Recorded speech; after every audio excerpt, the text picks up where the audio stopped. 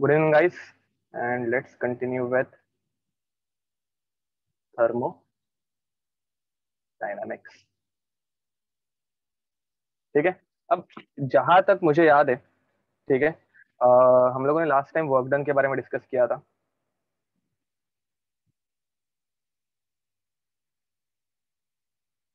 Work done, अब work done में मैंने तुम लोगों को पहले एक बताया था, work done at constant pressure. ठीक है, work done at constant pressure. ठीक है, and work done at constant pressure का फॉर्मूला क्या था? W is equals to minus P external delta V. ठीक है, करेक्ट बोल रहा हूं प्रणव? अब this is minus P external V2 माइनस V1, ये सबको पता होगा। ठीक है, एंड सेकेंड फॉर्मूला हम लोगों ने जो डिस्कस किया था, that was work done in reversible isothermal process.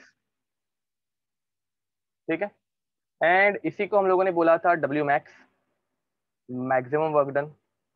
And यहाँ पे प्रेशर जो है वो वेरिएबल होता है, धीरे धीरे हम लोग प्रेशर इंक्रीज करते जाएंगे या फिर धीरे धीरे हम लोग प्रेशर डिक्रीज करते जाएंगे, तो वेरिएबल प्रेशर। ठीक है, अब यहाँ पे फॉर्मूला क्या था? Yes, this is a revision. तो यहाँ पे फॉर्मूला क्या था? W max is equals to minus 2.303 NRT log of V2 upon V1। ठीक है, तो ये हम लोगों का फॉर्मूला था, माइनस साइन मत भूलना। ठीक है, माइनस साइन भी है यहाँ पे। अब ये दो फॉर्मूला मैंने तुम लोगों को पढ़ाए। अब ये तो रिवीजन का पार्ट था, ये तुम लोगों को रिवाइज करके दे रहा था। अब एक थर्ड कंडीशन हम लोग देखने वाले हैं और उसके बाद एक क्वेश्चन लेंगे। Work done, work done in vacuum. ठीक है, वैक्यूम के अंदर वर्क डन कितना होता है वो अभी हम लोग देखने वाले हैं। ठीक है, पहली चीज मतलब मुझे बताओ, वैक्यूम में प्रेशर कितना होता है? वैक्यूम में प्रेशर कितना होता है? वेरी नाइस, वैक्यूम में प्रेशर बन जाता है जीरो। ठीक है, ओके, तो अब वैक्यूम मतलब वहां पे जीरो प्रेशर है। ठीक है, एटमॉस्फेयर है ही नहीं। तो यहाँ पे वर्क डन अगर तुम लोगों को पूछा तो हम लोगों का फॉर्मूला है minus P external delta we. Pressure की वैल्यू जीरो हो गई, तो मुझे बताओ वर्क डन कितना होगा?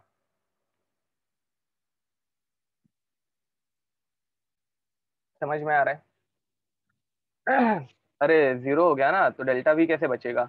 Zero into delta V is zero, तो ओवरऑल वर्क डन जीरो हो गया। ठीक है, मुझे बताओ, मैंने तुम लोगों को तीन अलग अलग कंडीशन बताई, at constant pressure, at variable pressure and at zero pressure. तीनों कंडीशन में वर्क डन की वैल्यू चेंज होते जा रही है। मतलब ये क्या डिनोट करता है? मतलब ये क्या डिनोट कर रहा है? ये ऊपर के तीन ऑब्जर्वेशन से तुम लोग क्या कंक्लूजन निकालोगे? बताओ। Work done depends on pressure, okay, pressure pressure के ऊपर डिपेंड कर रहा है, ठीक है। बट और कोई एक अच्छा वर्ड तुम लोगों को सूझ रहा है क्या? मतलब मैं रिएक्शन में अलग अलग कंडीशंस अप्लाई कर रहा हूँ, तो मुझे अलग अलग वर्क डन मिल रहा है। तो वर्क डन के लिए मतलब एक कोई स्पेसिफिक प्रॉपर्टी तुम लोगों को लग रही है? मतलब कोई एक स्पेसिफिक प्रॉपर्टी ऐसे दिख रही है क्या तुम लोगों को वर्क डन की? Work done is not constant, बराबर है, वेरिएबल विद प्रेशर, ठीक है। बट एक ऐसे कुछ जो हम लोगों ने पहले से पढ़ा है, फंक्शन, ओके, हाँ, इट इज अ फंक्शन, तो it is a function of what? Work done is a function of what?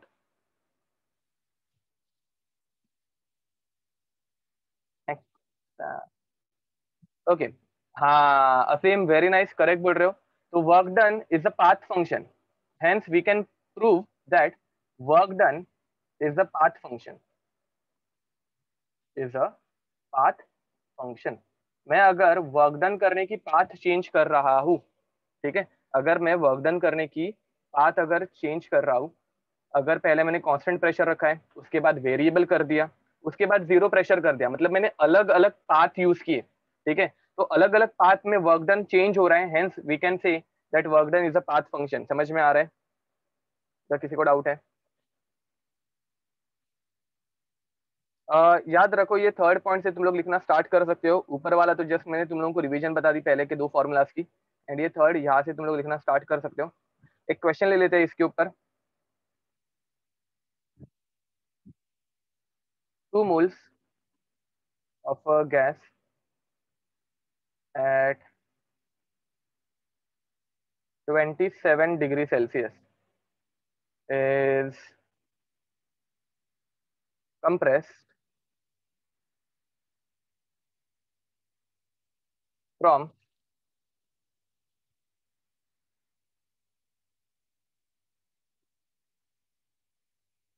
volume of 10 liters to 1 liter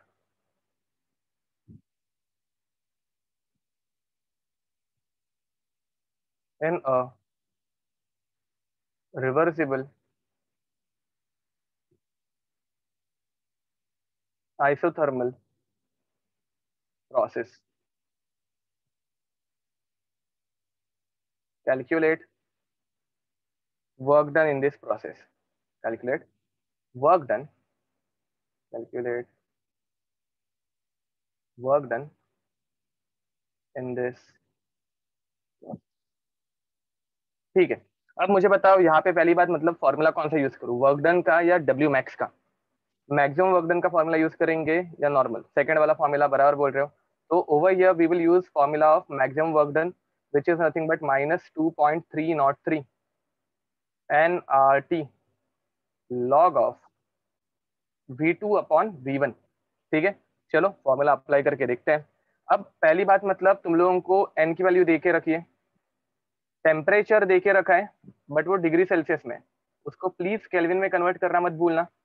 ठीक है, अब वॉल्यूम ऑफ मतलब ये V1 था जो तुम लोगों को दिया है 10 लीटर, एंड ये V2 है जो तुम लोगों को दिया है 1 लीटर। समझ में आ रहा है? अब यहाँ पे अभी तक हम लोग ये क्वेश्चन ही सॉल्व कर रहे हैं, ज्यादा कुछ हुआ नहीं है।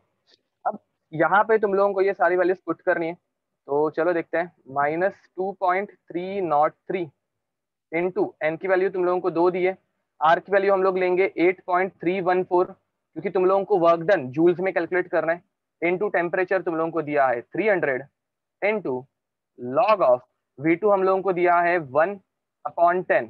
ठीक है, अब 1/10 मतलब 0.1 होगा, बट प्लीज ऐसे मत करना। ठीक है, ये मेरी एक सिंसियर रिक्वेस्ट होगी कि यहाँ पे तुम लोग इसको 0.1 मत लो, इसको इनवर्स कर दो, इसे इनवर्स कर दो। समझ में आ रहा है मैं क्या बोल रहा हूँ? जो कोई लोग मुझे -1 आंसर सेंड कर रहे हैं, एक छोटी सी चीज याद रखना जो तुम लोगों को बहुत तकलीफ देगी अगर ये तुम लोगों ने -1 लिख दिया तो, दैट दिस थिंग 0.1 है ना, इसे हम लोग -1 नहीं बोलते हैं, इसे हम लोग -1 नहीं बोलते हैं, हम लोग इसे bar1 बोलते हैं यार। ठीक है, जरा एक बार वापस ये कैप्चर कर लेना। -1 गुड, बट जब तुम लोगों को कोई अलग नंबर मिलेगा तब हम लोग उसको बार लिखते हैं। लॉग में हम लोग यूजुअली माइनस डायरेक्ट ऐड नहीं करते, हम लोग उसको बार में कन्वर्ट करते हैं। ठीक है, तो बार टू माइनस जाना थोड़ा डिफिकल्ट गिर सकता है, तो इसे डायरेक्ट इनवर्स कर दो। इनवर्स करूंगा तो ये हो जाएगा -log(10), एंड -log(10) यहाँ पे आके हो जाएगा प्लस, तो 2.303 into 2 into 8.314 into 300 into log(10) बन गया। ठीक है, ये क्या बन गया, log(10) बन गया, और अभी तुम लोगों को पूरी इक्वेशन प्लस में भी मिल गई। ठीक है, तुम लोग थोड़े बहुत टेक्स्ट बुक से क्वेश्चन सॉल्व करने की कोशिश करो, तुम लोगों को डेफिनेटली ये प्रॉब्लम आएगी।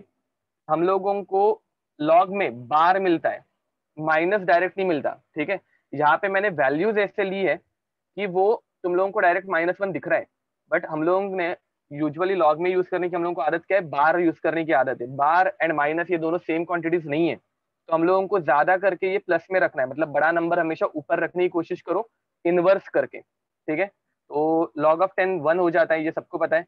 2 इंटू 300 कितना हो जाएगा, 600, तो 2.303 इंटू 600 इंटू 8.314। ठीक है, अब अगर तुम लोगों को 600 से किसी भी एक नंबर को मल्टीप्लाई करना इजी लग रहा है, ठीक है, अगर तुम लोगों को किसी भी एक नंबर को मल्टीप्लाई करना इजी लग रहा है तो यू कैन डू इट, ठीक है। बट याद रखो हम लोगों को मिनिमम एक लॉगरिथमिक कैलकुलेशन दिखाना ही है। तो अभी हम लोग यहाँ पे क्या करेंगे, 6 को 2.303 से मल्टीप्लाई करके देखते हैं। तो ये हो जाएगा 18, 1 कैरी फॉरवर्ड हो गया, तो यहाँ पे आ गया 1, वापिस आ गया 18, 1 कैरी फॉरवर्ड हो गया, तो ये हो गया 13, ठीक है। एंड यहाँ पे आ जाएंगे 2 इंटू 8.314, 8.314, ठीक है। अब लॉग बुक कहाँ पे मिलती है? अरे लॉग बुक तुम लोगों को किसी भी कन्वीनियंट स्टोर में मिल जाएगी। अब इन दोनों का मल्टीप्लिकेशन याद रखो, मैंने बहुत बार रिपीट किया है, हम लोगों को बोर्ड्स में मिनिमम एक कैलकुलेशन तो लॉगरिथमिक टेबल यूज करके ही करना है। तो पहली बात मतलब इसको राउंड ऑफ कर दो, क्योंकि लॉग में हम लोग 4 नंबर का ही लॉग ले सकते हैं। तो log of 1382 plus log of 8.314, समझ में आ रहा है मैं क्या कर रहा हूँ? ठीक है। How you remove log? अरे यहाँ पे log of 10 is nothing but 1, log of 10 is nothing but 1, तो मैंने यहाँ पे ये 1 में कन्वर्ट करके उसको इग्नोर कर दिया था, ठीक है। तो log of 10 is nothing but 1 याद रखना, इसलिए लॉग यहाँ से निकल गया। अब जैसे कि मैंने तुम लोगों को बताया था, why did we add log? अरे तुम लोगों को लॉग यूज करना आता है ना? लॉग टेबल किस किस को यूज करने आते हैं, जरा हैंड रेस करो। मतलब तुम लोगों को लॉग टेबल यूज करने सिखाया है कि नहीं? नहीं आता?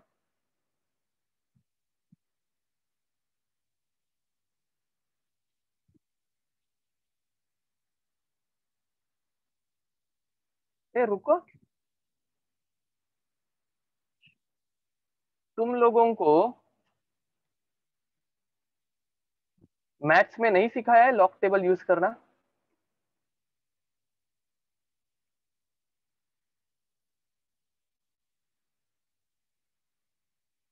तो अगर सिखाया है ना,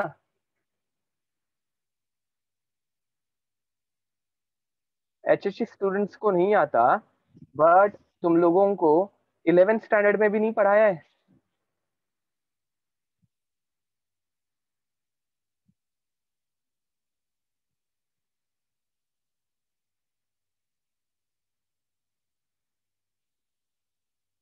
तो ये जस्ट अ मिनट, ये चीज तुम लोगों ने कभी देखी है?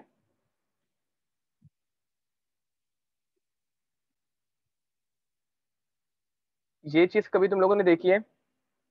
ये टेबल कैसे यूज करता है वो तुम लोगों को पढ़ाया नहीं है? अरे नहीं बोल रहे हो? अच्छा, ऐसा है।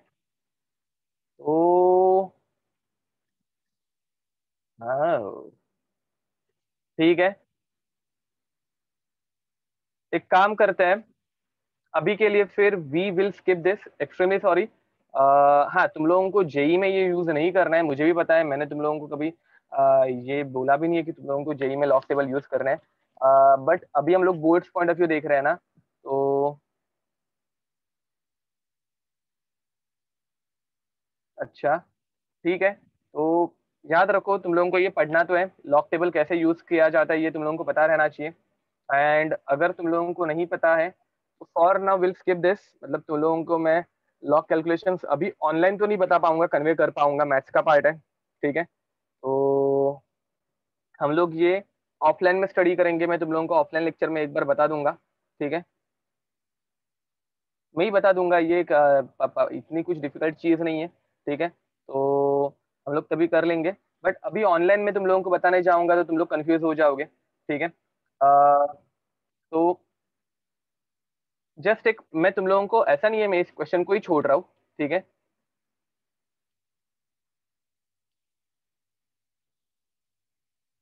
हाँ, मैं या फिर मैथ्स के प्रोफेसर को बता दूंगा, देखते हैं क्या किया जा सकता है। बट अभी के लिए जस्ट ये कैसे होता है वो देख लो, पहली बात, ठीक है। तुम लोगों को ये पता है ना कि लॉग में जब मल्टीप्लिकेशन होता है तो हम लोग उसे एडिशन में कन्वर्ट करते हैं। तो लॉग ऑफ 1382 पॉइंट को मैंने कन्वर्ट करके 2 में कन्वर्ट किया, प्लस लॉग ऑफ 8.314, ये तुम लोगों को पता है, ठीक है। अब इसके बाद तुम लोगों को कैरेक्टरिस्टिक्स निकालना है। कैरेक्टरिस्टिक्स कैसे निकालते हैं? पहली चीज मुझे बताओ, यहाँ पे कितने डिजिट्स दिख रहे हैं तुम लोगों को? तो यहाँ पे तुम लोगों को 1 2 3 4 4 डिजिट का नंबर दिख रहा है। समझ में आ रहा है मैं क्या बोल रहा हूँ? तो तुम लोगों को 4 डिजिट का नंबर दिख रहा है, तो 4 - 1 करोगे तो यू विल गेट 3 पॉइंट। ठीक है, तो 4 - 1 करके हम लोगों ने ये निकाला कैरेक्टरिस्टिक्स। बाद में पॉइंट ऐड करो, एंड बाद में लॉग टेबल में तुम लोग देखोगे 13 के, देखो नंबर क्या है 1382। तो हम लोग इसमें देखेंगे 13 का 1 का 8, तो 13 का 1 क्या हो रहा है 1173। तो 1173 में हम लोग ऐड करेंगे 26। 1173 में हम लोग ऐड करेंगे 26। ये समझ में आ रहा है 13 के 1 का 8। ठीक है, तो 13 का 1 हो रहा है 1173, उसमें हम लोग ऐड करेंगे 8, 26 ऐड करेंगे, तो 1173 में 26 ऐड करो, 1173 प्लस 26, तो यू विल गेट 9911। तो 1199 प्लस, अब 8.314 में तुम लोगों को पॉइंट के पहले कितने नंबर्स दिख रहे हैं? तुम लोगों को पॉइंट के पहले कितने नंबर दिख रहे हैं? एक ही दिख रहा है। ठीक है, तो अभी हम लोग करेंगे 1 - 1 विच इज 0। तो तुम लोगों को कैरेक्टरिस्टिक्स कितना आएगा 0। याद रखो कैरेक्टरिस्टिक्स पहले निकालना है। ठीक है, तो कैरेक्टरिस्टिक्स आ गया 0। उसके बाद तुम लोग 83 के 1 का 4 देखोगे। ठीक है, कैरेक्टरिस्टिक्स कैसे निकालते हैं तो देखो वापस एक बार तुम लोगों को समझो, किसी एक नंबर का कैरेक्टरिस्टिक्स निकालना है। फॉर एग्जाम्पल एक नंबर है 1284, यहाँ पे कितने डिजिट्स है तो यहाँ पे 4 डिजिट है, तो चार टोटल 4 डिजिट। तो तुम लोग बोलोगे 4 - 1, सॉरी हाँ 4 - 1 4 डिजिट, उसमें से एक माइनस करो तो तुम लोगों को कैरेक्टरिस्टिक्स मिलेगा 3। अगर तुम लोगों के पास 13508 ऐसा नंबर है तो कितने डिजिट आ गए 5। तो 5 में से हम लोग एक माइनस करेंगे, कैरेक्टरिस्टिक्स मिलेगा 4। समझ में आ रहा है? अगर तुम लोगों के पास ऐसा कोई नंबर था 12.35, तो मुझे बताओ पॉइंट के पहले कितने डिजिट है। हम लोग पहले वाले सिग्निफिकेंट डिजिट्स देखेंगे, तो पहले वाले कितने डिजिट है 2। तो यहाँ पे 2 - 1 कैरेक्टरिस्टिक्स कितना आएगा 1। कैरेक्टरिस्टिक्स कैसे निकालते हैं समझ में आ रहा है? जितने डिजिट है पॉइंट के पहले उसमें से एक माइनस करो, you will get the characteristics. ठीक है, तो यहाँ पर तुम लोगों को पॉइंट के पहले एक ही डिजिट है, तो 1 - 1 तुम लोगों को आ जाएगा 0। ठीक है, अब आगे बढ़ते हैं। अरे जिन लोगों को समझ में आ रहा है डोंट वरी, जिन लोगों को प्रॉब्लम है उनको मैं एक्सप्लेन कर रहा हूँ। अब यहाँ पे अभी तुम लोगों को क्या देखना है 83 के पहले 2 डिजिट, मतलब यहाँ पे कैसे देखा था 13 के 8 का 2। अरे ये 13 के 8 का 2 था, सॉरी हम लोगों ने एक मिस्टेक की थी, 13 के 8 का 2 देखना था ना। प्रॉब्लम है क्या पे 13 के 1 का 8 देखा था मैंने, कुछ उल्टा सुल्टा किया था। ठीक है, तो यहाँ पे हम लोगों को 13 के 8 का 2 देखना है। तो देखो वापस एक बार 13 के 8 का 2, तो 1399, इसमें 2 ऐड करो तुम लोगों को मिलेगा 1405। ठीक है, 1405। 13 के 8 का 2 देखना था, मैंने 13 के 1 का 8 देख लिया था, उल्टा कर दिया, मतलब कुछ अजीब ही किया था। ठीक है, तो यहाँ पे 1405 आ गया, एंड प्लस यहाँ पे 0.83 के 1 का 4 देखना है। तो 83 के 1 का 4, 83 कहाँ पे, दिस इज 83। ठीक है, ये 83 आ गया, 83 दिख रहा होगा। 83 का 1 9196, 9196, एंड 83 के 1 का 4 तो 2, तो 9196 में 2 ऐड करो, यू विल गेट 9198, 9198। ठीक है, अब इसके बाद, इसके बाद अभी हम लोग क्या करेंगे, तो इन दोनों की एडिशन करेंगे। अब इन दोनों की एडिशन करो, क्योंकि लॉग में हम लोगों को जब मल्टीप्लिकेशन चाहिए होता है तो एडिशन करना है, तो एडिशन कर लो इन दोनों की। अरे तुम लोगों को एग्जाम में, बोर्ड्स के एग्जाम में वो पूरा का पूरा टेबल दिया जाता है, ये लॉग टेबल तुम लोगों को प्रोवाइड किया जाता है। अब इन दोनों की एडिशन करो, तो जरा साइड में ही कर देते हैं, प्लस 0.9198। तो 5 में 8 ऐड किया 13, 1 कैरी फॉरवर्ड हो गया, 1 में 9 ऐड किया तो 10, 1 कैरी फॉरवर्ड हो गया तो 1 + 4 5, 5 + 1 6, वापस 0, 1 कैरी फॉरवर्ड हो गया तो यहाँ पे आ गया 4, तो 4.0603। ठीक है। अब ये जो है, इस नंबर का बाद में हम लोगों को लेना है एंटीलॉग। समझ में आ रहा है? अब इस नंबर का हम लोगों को लेना है एंटीलॉग, तब जाके हम लोगों को आंसर आएगा। अब ये कैसे करते हैं? ठीक है, ये कैसे किया जाता है वो देखते हैं। पहली बात, मतलब 0603, 0603 उसका एंटीलॉग देखना है हम लोगों को, तो चलो देखते हैं। 0603, हाँ नीचे की तरफ एंटीलॉग का टेबल है। ठीक है, तो पॉइंट के बाद 06, देखो ये पॉइंट के बाद 06 दिख रहा है, तो 06, उसके बाद क्या था, 06 के 0 का 3, तो 06 का 0, 06 का 0, 1148, उसका थर्ड, 1148 का थर्ड 1, तो ये हो जाएगा 1149, ये हो जाएगा 1149। ये फॉलो हुआ क्या देखो, ये फॉलो हुआ होगा। अब उसके बाद यहाँ पे पॉइंट लिखना है, यहाँ पे पॉइंट लिखना है, हाँ एंड। अब 4 का क्या, तो 4 is our characteristics multiplied by 10⁻⁴, ये 4 यहाँ पे आ जाता है। फॉलो हो रहा है? तो फाइनली तुम लोगों को डब्ल्यू मैक्स का आंसर क्या आया, तो डब्ल्यू मैक्स का आंसर आएगा 11490 जूल्स। एंड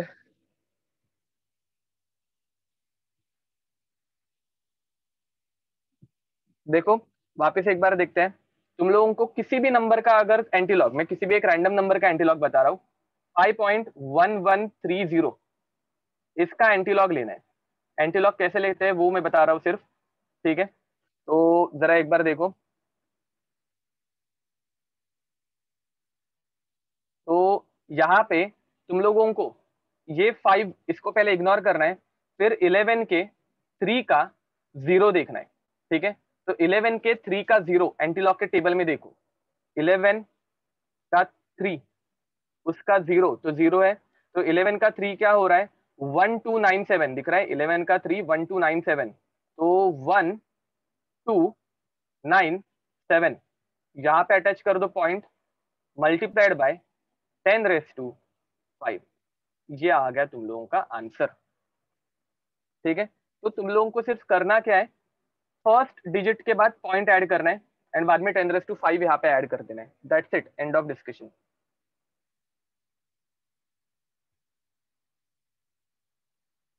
लिख दो ये।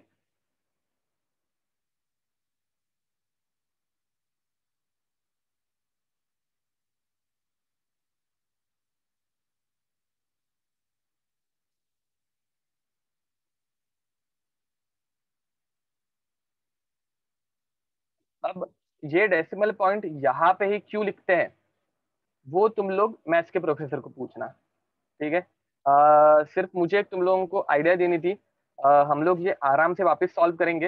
हाँ बाय द वे, किसी के दिमाग में अगर थोड़ा भी डाउट होगा कि ये करके क्या मजा आया, तो इस नंबर की मल्टीप्लिकेशन करके देखना, मतलब कैलकुलेटर पे ये निकाल के देखो, 1381, सॉरी 1382, हम लोगों ने राउंड फिगर कर दिया था ना, तो 1382 इंटू 8.314, ये मल्टीप्लिकेशन करके देखो, तुम लोगों को यही आंसर मिल रहा है क्या, जरा एक बार क्रॉस चेक करके देखो।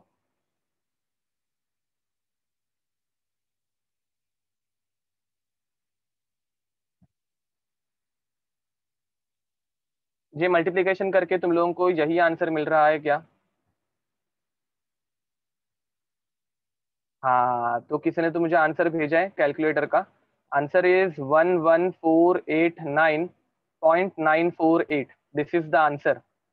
ठीक है, एंड इसको राउंड ऑफ करोगे तो 90 आएगा। ठीक है, तो एग्जाम में ये बड़े बड़े कैलकुलेटर कैलकुलेशंस के लिए तुम लोगों को कैलकुलेटर कोई नहीं देने वाले, they will give you, they will provide you log tables. ठीक है, एंड लॉग टेबल्स में एक छोटा सा लिमिटेशन रहता है। लिमिटेशन क्या है, तो लॉग हमेशा 4 नंबर्स का ही निकाला जाता है, लॉग हमेशा 4 नंबर्स का ही निकलेगा। यहाँ पे अपने पास 5 नंबर थे, समझ में आ रहा है, तो 5 नंबर का लॉग नहीं निकलता, 4 नंबर्स तक का ही हम लोग लॉग निकालते हैं, लॉग टेबल में 4 नंबर्स का ही लॉग निकाला जा सकता है। हेंस इसे राउंड ऑफ करके मैंने 1382 किया था। ठीक है। हाँ, अब लॉग टेबल से कैलकुलेशंस तुम लोगों को बोर्ड्स में ही करने हैं, ठीक है, बोर्ड्स के एग्जाम में।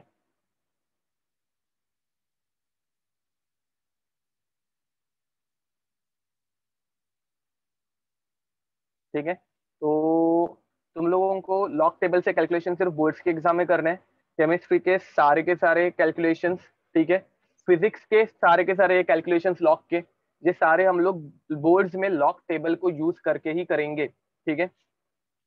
हाँ, जस्ट इन बोर्ड्स, हाँ, याद रखो। एंड हाँ, इसके लिए तुम लोगों को अलग से हाफ मार्क है। ठीक है। ये कैलकुलेशन अगर तुम लोगों ने नहीं दिखाया तो first of all without this calculation तुम लोगों का आंसर ही नहीं आने वाला है, क्योंकि कैलकुलेटर थोड़ी ना वो देने वाले हैं। और इतना बड़ा कैलकुलेशन तो तुम लोग करने से रहे, तो इस कैलकुलेशन के लिए तुम लोगों को हाफ मार्क्स रहते हैं। ये फाइनल फॉर्मूला के लिए, सॉरी, ये फाइनल आंसर के लिए तुम लोगों को हाफ मार्क्स रहते हैं। ये फॉर्मूला लिखने के लिए तुम लोगों को हाफ मार्क्स रहते हैं। एंड और एक हाफ मार्क रहता है गिवन के लिए। तुम लोगों को गिवन डेटा, ये जो मैंने तुम लोगों को यहाँ पे ऐसे लिख के दिया था ना, तो वो गिवन डेटा भी तुम लोगों को लिखना रहता है। That given number of moles 2 है, temperature 27 degree Celsius which is 300 kelvin, initial volume 10 litres, final volume 1 litre. ठीक है, तो ये तुम लोगों को लिखना पड़ता है, ये भी हाफ मार्क्स के लिए। ऐसे तुम लोगों को 2 मार्क्स मिलते हैं। ठीक है। हाँ, अब ये मैंने 2 मार्क्स का सम यहाँ पे मैंने ऐसे जस्ट तुम लोगों को एक एग्जाम्पल के लिए बताया। This sum will come for 3 marks. ये इतना बड़ा क्वेश्चन तुम लोगों को 3 मार्क्स के लिए आएगा। ठीक है।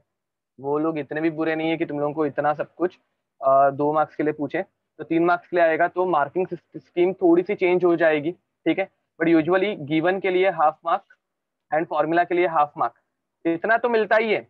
तो अपने को कुछ आए ना आए, गिवन तो लिखने हर एक को आना चाहिए। मैं क्या बोल रहा हूँ समझ में आ रहा है? ठीक है।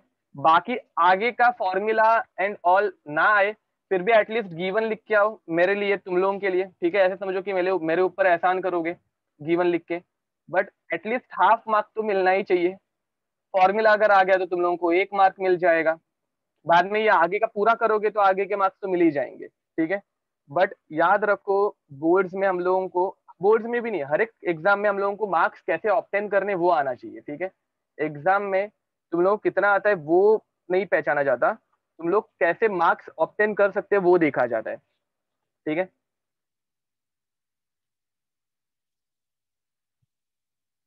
चलो आगे बढ़े।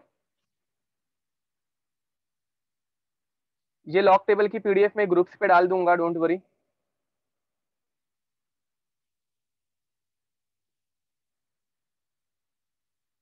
अरे मेंस की देखो, एंट्रेंस एग्जाम्स के डिटेल्स अभी यहाँ पे मत करता शेयर करो, बिकॉज अभी हम लोग बोर्ड्स के ऊपर फोकस करने वाले। एंट्रेंस में तुम लोगों को ऐसे कुछ मार्किंग स्कीम नहीं रहती, even I know that, but just the thing is कि अभी के लिए हम लोग boards point of view study कर रहे हैं, तो बोर्ड्स पॉइंट ऑफ व्यू ही हम लोग डिस्कशन करेंगे, वहां तक ही हम लोग लिमिटेड रखेंगे डिस्कशन को। ठीक है, ओके। अब जिस किसी को अभी भी कुछ भी प्रॉब्लम है, हम लोग और कुछ क्वेश्चंस करेंगे, जिसको मैं तुम लोगों को लॉग के थ्रू ही सॉल्व करके बताऊंगा। बोर्ड्स के जितने भी लेक्चर्स होंगे, हर एक चैप्टर में मैं मैक्सिमम 2 से 3 क्वेश्चन तुम लोगों को लॉग के थ्रू सॉल्व करके दे ही दूंगा। तो धीरे धीरे तुम लोगों का लॉग टेबल अच्छे से रीड करने की आदत तुम लोगों को पड़ जाए। मैं अभी तुम लोगों को और एक क्वेश्चन कराऊंगा तो तुम लोगों के दिमाग में डायरेक्ट कुछ घुसने नहीं वाला है। ठीक है, एक ही दिन में सब कुछ खाने की कोशिश करेंगे तो नहीं जमेगा। धीरे धीरे लॉग टेबल के कैलकुलेशन करना स्टार्ट करेंगे। ठीक है, अभी आज के लिए इतना सफिशियंट है, एक क्वेश्चन लॉग का। ठीक है, धीरे धीरे हम लोग और क्वेश्चन सॉल्व करेंगे। ओके, चलो अब आगे बढ़ते हैं। Let's move towards heat. ठीक है, denoted by small Q. Physics में हम लोग इसे कैपिटल क्यू से दिखाते हैं, केमिस्ट्री में हम लोग इसे स्मॉल क्यू से दिखाएंगे। ठीक है, तो चलो तुम लोग ही मुझे बताओ अभी जरा छोटी मोटी चीजें।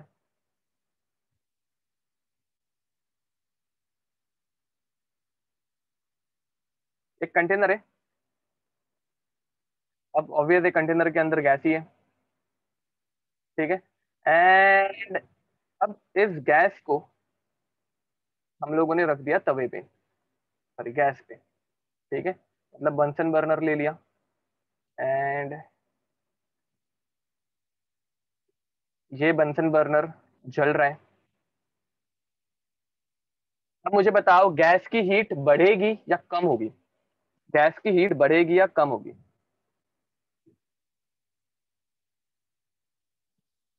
इंक्रीज होगी, बराबर है। तो हीट यहाँ पे एब्जॉर्ब हो रही है, हीट इज एब्जॉर्ब्ड, ठीक है। अब हीट अगर एब्जॉर्ब हो रही है, हीट बढ़ते जा रही है ना, वो हीट एब्जॉर्ब करते जाएगा। तो मुझे बताओ क्यू की value, change in Q, heat अगर एब्जॉर्ब हो रहा है तो क्यू, हीट बढ़ते जाएगी तो क्यू की वैल्यू पॉजिटिव आनी चाहिए या नेगेटिव? अक्षय करेक्ट आंसर है, कोमल करेक्ट आंसर है। सब जन सोचो, हीट एब्जॉर्ब होते जा रही है। समझ लो कि मैंने तुम लोगों को उठा के ऐसे तवे पे रख दिया, तो तुम लोगों के अंदर की हीट एनर्जी बढ़ते जाएगी या कम होते जाएगी? ऑब्वियसली वो बढ़ते जाएगी। एंड अगर हीट बढ़ते जाएगी तो उसकी वैल्यू पॉजिटिव या नेगेटिव? तो वो पॉजिटिव आनी चाहिए। समझ में आ रहा है? अगर जिस किसी को समझ में नहीं आ रहा है जाके तवे पे बैठ के देखो कैसे लगेगा, एनर्जी मिलेगी या कम होगी, ठीक है। अब उसी बदले सेम कंटेनर,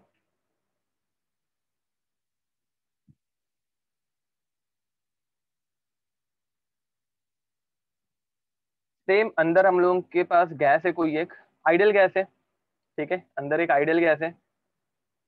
एंड इस गैस को मैंने बर्फ के कांटेक्ट में रख दिया, दिस इज माई आइस, ठीक है, ये आइस है। ऐसे आजू बाजू में मैंने आइस क्यूब्स रख दिए, नहीं तो फ्रिज में रख दिया, ठीक है, जैसे आइस क्यूब्स है। मुझे बताओ अगर ये आइस क्यूब है तो अब हीट बढ़ेगी या आइस क्यूब हीट को एब्जॉर्ब करेंगे, मतलब बाहर निकलेगी या कम होगी? Heat passes to the ice cube, बराबर। तो मुझे बताओ हीट इज एब्जॉर्ब्ड और हीट इज रिलीज्ड, यहाँ पे हीट एब्जॉर्ब होगी या रिलीज होगी? इट इज, हम लोग गैस की बात कर रहे हैं, हम लोगों को आइस क्यूब के ऊपर देखना ही नहीं है। हम लोगों का सिस्टम क्या है, गैस है, हम लोगों को गैस के बारे में सोचना है। तो गैस क्या करेगा, हीट एब्जॉर्ब करेगी या हीट रिलीज करेगी? तो हीट इज रिलीज। याद रखो आइस क्यूब तो बाहर की चीज है ना, हम लोगों को गैस के ऊपर फोकस करना है, ठीक है। तो गैस की हीट रिलीज होगी, ओके। अब मुझे बताओ गैस की हीट कम हो रही है तो क्यू की वैल्यू पॉजिटिव रखोगे या नेगेटिव रखोगे? क्यू की वैल्यू नेगेटिव रखेंगे, वेरी नाइस, ठीक है। Till this any problem? Okay, तो ये फर्स्ट था, ठीक है, जहां पे मैंने नॉर्मल कंटेनर यूज किया था। अब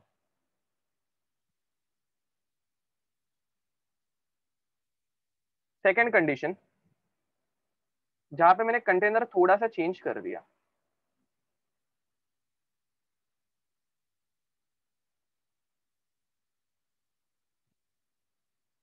बताओ ये कंटेनर कौन सा बन गया अभी?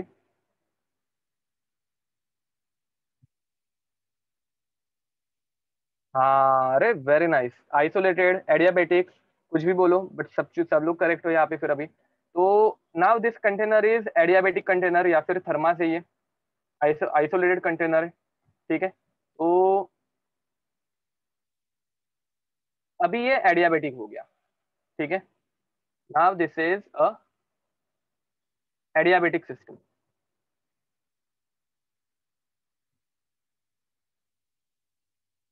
तो ये जो बाउंड्री है, ये हीट को अंदर भी नहीं जाने देगी और बाहर भी नहीं आने देगी, ठीक है। ये मेरी सेकंड कंडीशन है। अब मुझे बताओ, इसे मैंने गैस पर रख दिया, हमारा गैस मतलब बंसन बर्नर, ये बर्नर है और ये जल उठा, ठीक है। अब मुझे बताओ यहाँ पे क्यू की वैल्यू क्या आएगी? वेरी नाइस, यहाँ पे मैंने क्यू की वैल्यू बना दी 0, ठीक है, ओके। अब मुझे बताओ जब मैंने नॉर्मल कंटेनर यूज किया तब क्यू की वैल्यू पॉजिटिव थी, बट सेम प्रोसेस हो रही है नीचे की तरफ, बट मैंने कंटेनर एडियाबेटिक कर दिया, तो क्यू की वैल्यू 0 हो गई। It denotes what? इससे हम लोग क्या कंक्लूजन निकाल सकते हैं? इन दो ऑब्जर्वेशन से कंक्लूजन क्या निकलेगा? That Q is a path function. Very nice. ठीक है, तो यहाँ पे हम लोगों का कंक्लूजन क्या है? नोट कि हम लोगों ने पाथ चेंज की, नॉर्मल कंटेनर से एडियाबेटिक कंटेनर पे आ गए। तो यहाँ पे हम लोगों का नोट आएगा that Q is a path function. Very nice, समझ में आ रहा है? तो heat is a path function, याद रखना। अब क्यू के लिए हम लोग डेल्टा यूज नहीं करते हैं। और एक चीज, delta Q is not written.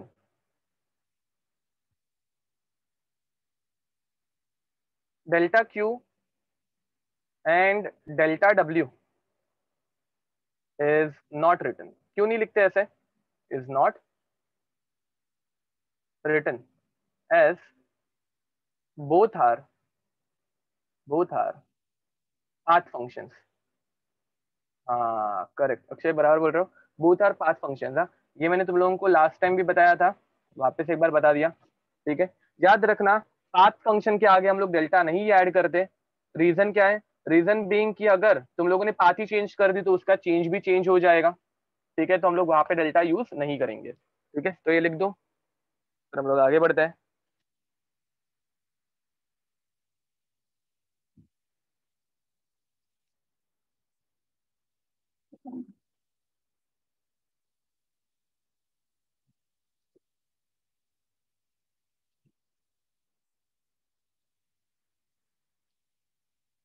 Physics में भी क्यू की वैल्यू पाथ फंक्शन ही है, याद रखना।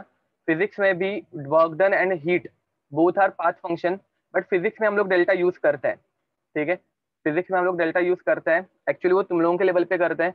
इंजीनियरिंग में जाके तुम लोगों को पढ़ाया जाएगा कि वहां पे भी नहीं आना चाहिए। ठीक है, तो वहां पे भी एक्चुअली डेल्टा नहीं आना चाहिए फिजिक्स में भी। ठीक है, इवन हम लोग डी जो यूज करते हैं, ठीक है, यहाँ पे केमिस्ट्री में हम लोग D Q and D W use करेंगे।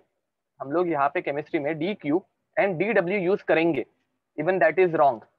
ठीक है, एक्चुअली ये ऐसा आना चाहिए, this sign denotes that it is a path function. But ठीक है, अभी हम लोग बहुत छोटे लेवल पे, ट्वेल्थ में ही अभी तक पहुंचे हुए हैं, तो आगे जाके इंजीनियरिंग लेवल पे तुम लोगों को ये पढ़ाया जाएगा, ये सारे वर्ड्स के मीनिंग, टर्मिनोलॉजीज के मीनिंग। ठीक है,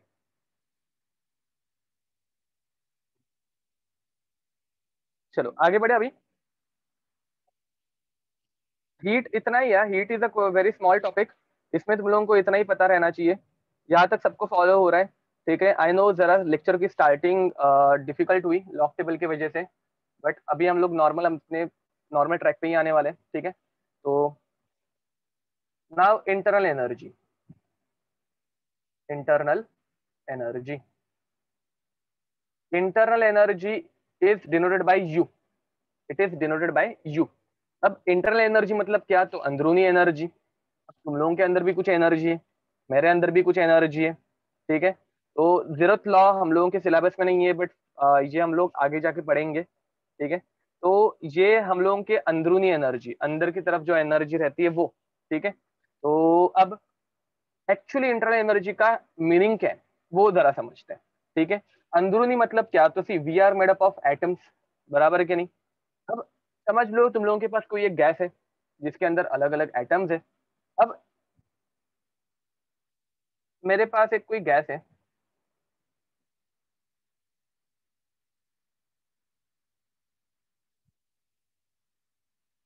ठीक है,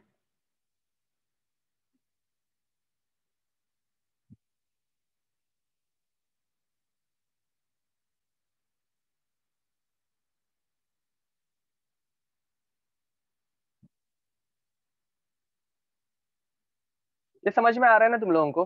हाँ, ये अगर तुम लोग ड्रॉ करोगे तो कोई हार्म नहीं है, यू कैन ड्रॉ इट। ठीक है, तो अब it is a molecule, it is a gas molecule, ये कोई एक गैस मॉलिक्यूल है। ठीक है, अब इस गैस मॉलिक्यूल के अंदर इंटरनल एनर्जी कौन सी है वो हम लोगों को देखना है। ठीक है, तो ऑब्वियस है, गैस है, तो ये ऐसे ही ऐसे पड़ी तो नहीं रहेगी, इसके अंदर इलेक्ट्रॉन्स भी रहने ही वाले, ठीक है। तो इसके अंदर कुछ इलेक्ट्रॉन्स थे। अब याद रखो, हम लोगों को इलेक्ट्रॉन से कुछ मतलब है क्या? बिल्कुल नहीं है, ठीक है।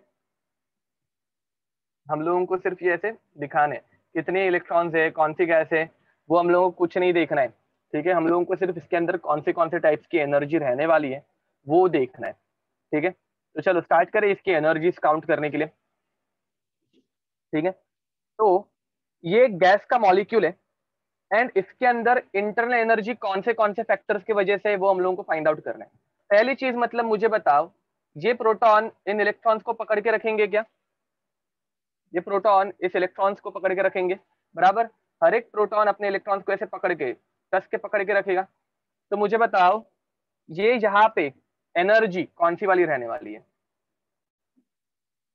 इसे हम लोग बोलेंगे इलेक्ट्रॉनिक एनर्जी। क्या बोलेंगे? Electronic energy which is due to electrostatic forces of attraction, which is due to electrostatic forces of attraction, ठीक है। तो ये पहली एनर्जी हो गई। अब ये मॉलिक्यूल ऐसा ही थोड़ी ना पड़ा रहेगा, समझ लो ये ऐसे ही बैठे बैठे तो बोर ही होने वाला है। तो इसने ऐसे घूमना स्टार्ट किया। ये घूम सकता है कि नहीं घूम सकता? मुझे बताओ। मेरे पास ये मॉलिक्यूल है, गैस का मॉलिक्यूल है, गैस के अंदर तो भाई ऐसे मतलब वो शांति से बैठ ही नहीं सकते। तो ये ऐसे गोल गोल घूमना स्टार्ट हो गया, ठीक है। तो मुझे बताओ, ये अगर गोल गोल घूमना स्टार्ट हो गया तो इसको कौन सी एनर्जी बोलोगे? वेरी नाइस, इसे हम लोग बोलेंगे काइनेटिक एनर्जी। क्या बोलेंगे? सॉरी, काइनेटिक एनर्जी बोल रहा हूँ, इसे हम लोग बोलेंगे रोटेशनल एनर्जी, ठीक है। ई रोटेशनल, ठीक है। अब ये मॉलिक्यूल जो ऐसा था, ये ऐसे भी रह के कंटाल गया। इसके अंदर बहुत सारी एनर्जी है, याद रखो इस मॉलिक्यूल के अंदर बहुत सारी एनर्जी है। तो ये दोनों एटम्स जैसे दूर जाना स्टार्ट हो गए, वापस नजदीक आना स्टार्ट हो गए, दूर जाना स्टार्ट हो गए, नजदीक आना स्टार्ट हो गए। मुझे बताओ ये मोशन कौन सा दिख रहा है? ये कौन सा मोशन है? ये दिस इज, हाँ ओके, सिंपल हार्मोनिक मोशन। मुझे एक सिंपल वर्ड दो उसके लिए, सिंपल हार्मोनिक मोशन से सिंपलर वर्ड। ये मॉलिक्यूल क्या हो रहा है? ऑसिलेट हो रहा है। अरे बहुत बड़े बड़े वर्ड यूज कर रहे हो, we are not studying physics. तो ये एक सिंपल वर्ड, इसे मैं वाइब्रेशन बोल सकता हूँ क्या? It is the vibrational motion, ठीक है। It is vibrating. तो ई वाइब्रेशन, केमिस्ट्री में हम लोग वाइब्रेशन वर्ड यूज करते हैं, ठीक है। तो ई वाइब्रेशनल प्लस, अब गैस है एंड हम लोगों ने गैसियस स्टेट में गैस के बारे में प्रॉपर्टीज लिखते वक्त सबसे पहले यही लिखा था, दे शो कंटिन्यूअस रैंडम मोशन, बराबर है कि नहीं? अब देखो ये गैस थी, बोर हो गई यहाँ पे रह के, हिलना स्टार्ट हो गई, एक तरफ गई, ऊपर जा सकती है, आगे आ सकती है, पीछे जा सकती है, बराबर के नहीं? तो ये गैस अगर हिल डुल रही है तो उस मोशन को हम लोग कौन सा मोशन बोलते हैं? Translational, correct. तो इसे हम लोग बोलेंगे ई ट्रांसलेशनल। समझ में आ रहा है? एंड ये इतनी सारी एनर्जीज मिलके बनती है हमारी इंटरनल एनर्जी। मुझे बताओ, इंटरनल एनर्जी में इतनी एनर्जीज आती है क्या? बिल्कुल नहीं। यहाँ पे न्यूक्लियर फोर्सेस भी है, ये न्यूक्लियस एक दूसरे को पकड़ के रहते हैं, तो इसके अंदर न्यूक्लियर फोर्सेस भी है। ऐसे बहुत सारे छोटे छोटे टर्मिनोलॉजीज यहाँ पे आते हैं, ठीक है। तो बस मुझे तुम लोगों को, हाँ, पोटेंशियल एनर्जी आएगी, ग्रेविटेशनल एनर्जी आएगी। तो यहाँ पे ऐसे बहुत सारे छोटे छोटे एनर्जीज के फैक्टर्स आएंगे जो हम लोग ऐड करके इंटरनल एनर्जी बनाते हैं। तो अभी के लिए हम लोगों को ये चार भी सफिशियंट है। ये इतने चार भी हम लोगों को एक जस्ट आइडिया लेनी है कि इंटरनल एनर्जी किसके वजह से रहती है, ठीक है। अब मुझे बताओ, तुम लोगों को मैंने आइडिया तो दे दी कि this is my internal energy, इसे हम लोग बोलते हैं इंटरनल एनर्जी। अब यहां पर, ठीक है, केमिकल बॉन्ड की एनर्जी भी आएगी, करेक्ट बोल रहे हो, ठीक है। अब मुझे बताओ, यहां पर हम लोग इन सारे पार्ट्स को, मैंने तुम लोगों को एक मॉलिक्यूल दिया गैस का कि भाई ये देखो, ये मेरा एक मॉलिक्यूल है, इसकी इंटरनल एनर्जी कैलकुलेट करके बताओ। तो मुझे बताओ तुम लोग ये मॉलिक्यूल की इंटरनल एनर्जी एक्चुअल में कैलकुलेट कभी कर पाओगे क्या? क्या लगता है? Electronic energy, rotational energy, vibrational energy, translational energy, मतलब कोई आदमी मर जाए बट ये सारी चीजें काउंट करना उसके लिए बहुत डिफिकल्ट होगा, उसकी पूरी लाइफ चली जाएगी, बट फिर भी मेरे ख्याल से वो काउंट नहीं कर पाएगा, बराबर है कि नहीं? क्योंकि ऑब्वियसली ये एक एटम, छोटे छोटे दो एटम्स है और उनकी एनर्जी काउंट करने बोल रहे हैं, और वो भी इतनी सारी अलग अलग, it is way beyond our limit, मतलब कैपेबिलिटी, ठीक है। तो ऑब्वियस है हम लोग ये कैलकुलेट नहीं कर सकते। तो यहाँ पे एक नोट लिख दो, note, internal energy, internal energy cannot be calculated. तुम लोग मनी मन बोल रहे होगे तो साला पड़ा है क्यों, बराबर है कि नहीं? ठीक है, तो ये हम लोग काउंट कर ही नहीं सकते, कैलकुलेट कर ही नहीं सकते। तो अभी इंटरनल एनर्जी अगर कैलकुलेट नहीं कर सकते तो पढ़ के कुछ फायदा ही नहीं है। But change in internal energy can be calculated, change in internal energy, internal energy. अब चेंज मतलब delta U can be calculated, can be calculated. अब ये कैसे करे वो हम लोगों को सीखना है, ठीक है। हाँ, याद रखो सिंबल्स, किसने बोला ये, सोहम पाठक करेक्ट बोल रहे हो। इंटरनल एनर्जी के दो सिंबल्स रहते हैं, इंटरनल एनर्जी के दो सिंबल्स हैं, एक है यू और दूसरा है ई, ठीक है। हम लोगों को एनसीईआरटी में यू दिखेगा, ठीक है। तो अब हम लोग डेल्टा यू काउंट कर सकते हैं, चेंज इन इंटरनल एनर्जी हम लोग कैलकुलेट कर सकते हैं। अब वो कैसे होता है वो हम लोगों को देखना है, ठीक है। तो यहां तक सबका मेरे साथ लिख के हो गया है क्या? मैं जरा अच्छा खासा स्लो जा रहा हूँ, वैसे भी कुछ ज्यादा फास्ट नहीं जा रहा हूँ। तो यहाँ तक सबका लिख के हो गया? ओके, तो चलो जरा चेंज कैसे कैलकुलेट करते हैं वो देखते हैं, ठीक है। डायग्राम्स बनाओ, वही सेम जो ऊपर डायग्राम बनाई थी वही। मेरे पास एक गैस थी, आई हैड अ गैस, इस गैस को मैंने हीट करना स्टार्ट किया, ठीक है। अब ये गैस है, इसके अंदर ये इनिशियल फर्स्ट स्टेप थी, ठीक है, इनिशियल पाथ, ये इनिशियल स्टेज था गैस का, ठीक है। एंड इनिशियली गैस के पास एनर्जी थी U1, कितनी एनर्जी थी? U1, चलेगा। इंटरनल एनर्जी इसकी U1 थी। अब इसे मैंने हीट किया, इसे मैंने हीट किया। अब हीटिंग तो मैं ही दे रहा हूं ना। अब मुझे बताओ, मैं अगर इसको हीट खुद कर रहा हूं तो कितनी हीट दे रहा हूं वो मुझे पता है। समझ लो मैंने इसको 10 जूल्स की हीट दी, कितने जूल्स की हीट दी? 10 जूल की हीट दी, ठीक है। अब इसको 10 जूल की हीट देने के बाद इस गैस को एनर्जी मिली।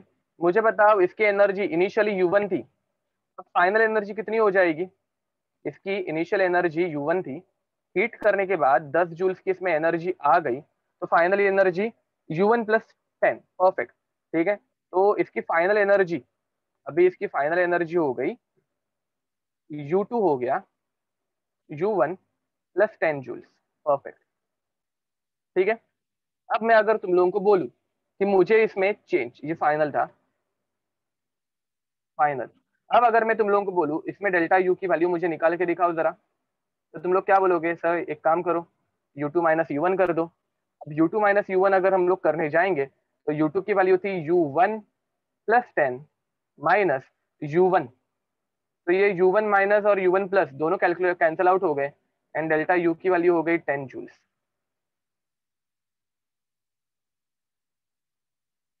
फॉलो हो रहा है? तो मुझे बताओ, हम लोगों को इंटरेस्ट कौन से चीज में है? हम लोगों को इंटरेस्ट कौन से चीज में है? इंटरनल एनर्जी में है क्या इंटरनल एनर्जी के चेंज में है? हम लोगों को इंटरेस्ट किस में? तो हम लोगों को चेंज में इंटरेस्ट है, बराबर, ठीक है। तो ये जरा कंप्लीट कर दो लिख के, फिर हम लोग और थोड़े बहुत कैलकुलेशंस देखेंगे ऐसे टाइप के, ठीक है। हाँ, बाय द वे, ये क्वेश्चन था, ये ऐसे टाइप के क्वेश्चंस तुम लोगों को आते भी है बोर्ड्स के लेवल का, ठीक है। मैं अभी जो कुछ बोलूंगा ना कैसे टाइप के क्वेश्चंस आते हैं तो वो बोर्ड्स लेवल पे आते हैं। चलो आगे बढ़ते हैं,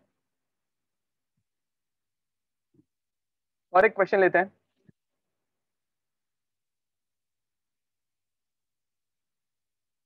सर वी और E means, a this is not a V, this is U, ये यू बनाया था मैंने, ये यू है, यू। ठीक है, तो these are symbols of internal energy, these are symbols used to denote internal energy. And हम लोग एनसीईआरटी में यूज क्या करते हैं, तो वी यूज यू। बट अगर तुम लोगों को किधर ई दिख गया तो कंफ्यूज मत होना, इसके लिए मैंने ये लिख के दिया है। ठीक है,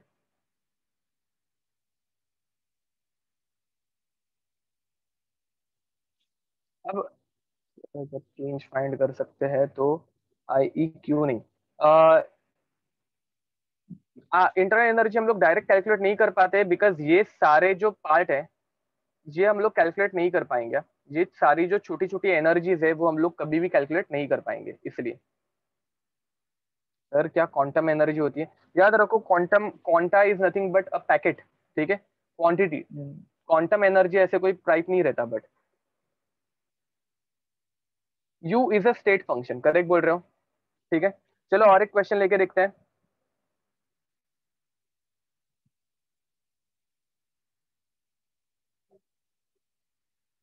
मेरे पास एक गैस थी, गैस के ऊपर मैंने पिस्टन अटैच किया था। This is my piston. ठीक है, दिस इज माई गैस। इस गैस को मैंने किया कंप्रेस, इस गैस को मैंने किया कंप्रेस। ठीक है, एंड कंप्रेस करते वक्त ये पिस्टन ऐसे नीचे आ गया।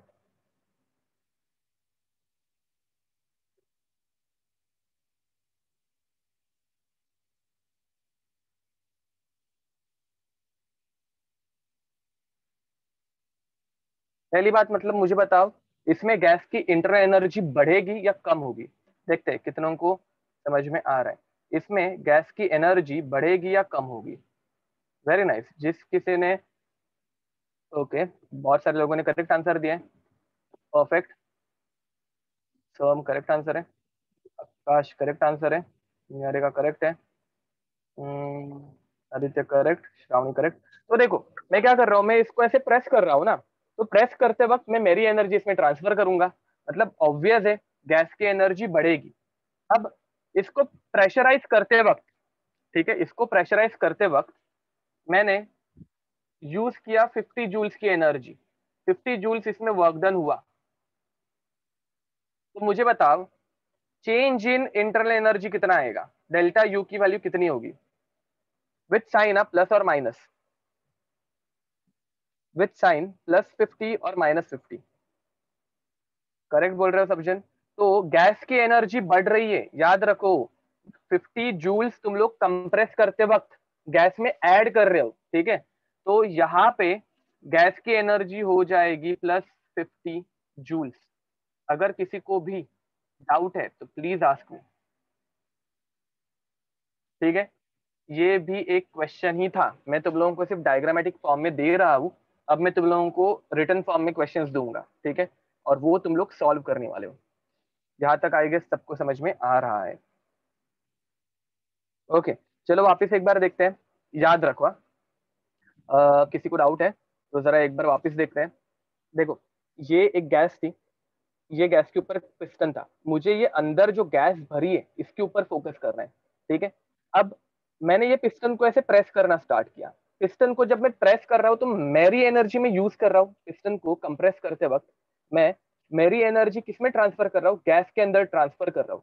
अब इस पिस्टन को प्रेस करते वक्त मैंने 50 जूल्स की एनर्जी यूज की, कितने जूल्स की एनर्जी यूज की, 50 जूल्स की एनर्जी यूज की। तो ये 50 जूल्स की एनर्जी कहाँ पे गई, तो मेरे ख्याल से ये पूरे 50 जूल्स गैस एब्जॉर्ब करेगी। मैं क्या बोल रहा हूँ समझ में आ रहा है। एंड गैस अगर एब्जॉर्ब करेगी तो उसमें +50 जूल्स आ गए। ठीक है, ओके, चलो, डाउट जो जिसको था उसका डाउट क्लियर हो गया। करेक्ट बोल रहे हो कोमल, अभी वैसे ही टाइप के क्वेश्चंस भी आने वाले हैं। चलो एक क्वेश्चन लेते हैं। A gas is heated and it absorbs 100 joules of 100 joules of heat during this process, during this process, it expands, it expands, it expanded, and 50 joules of work is done. Find the, find number one, change in heat, change in heat, work done, and third, change in internal energy मतलब delta U. ठीक है, अब याद रखो यहाँ पे ऐसे मतलब ऐसा कुछ फालतू क्वेश्चन मत पूछना कि अरे सर ये तो यहाँ पे डायरेक्ट दिया है तो ये क्वेश्चन क्यों पूछा। ठीक है, तुम लोगों को विथ साइन मुझे आंसर देना है। ठीक है, तुम लोगों को विथ साइन मुझे आंसर देना है। जरा आंसर से बताओ। सर गैस एक्सपांड होने के लिए फोर्स एक्सर्ट भी तो करेगी ना, करेक्ट बोल रहे हो, तो पूरी एनर्जी कैसे स्टोर करेगी। अब भी याद रखो यहाँ पे शुभम आपका आंसर करेक्ट है।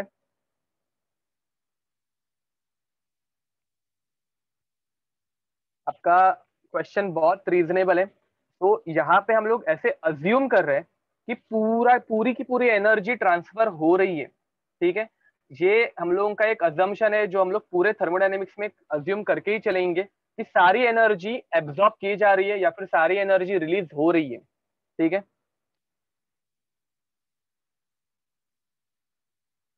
कोमल आपका सेकेंड आंसर रॉन्ग है, बाकी दोनों आंसर करेक्ट है। चलो गाइज आंसर बताओ। हिमांशु आपका फर्स्ट आंसर करेक्ट है। आंसर दोगे तो 1 2 3, ये इस वन का इतना आंसर, सेकंड का इतना आंसर, थर्ड का इतना आंसर, ऐसे डायरेक्ट सेंड करना। प्रणव सेकंड आंसर रॉन्ग है, बाकी के आंसर्स करेक्ट है। असीम सारे आंसर करेक्ट है, वेरी नाइस। देखो ये बहुत कॉमन क्वेश्चन है, इसमें मिस्टेक मत करो।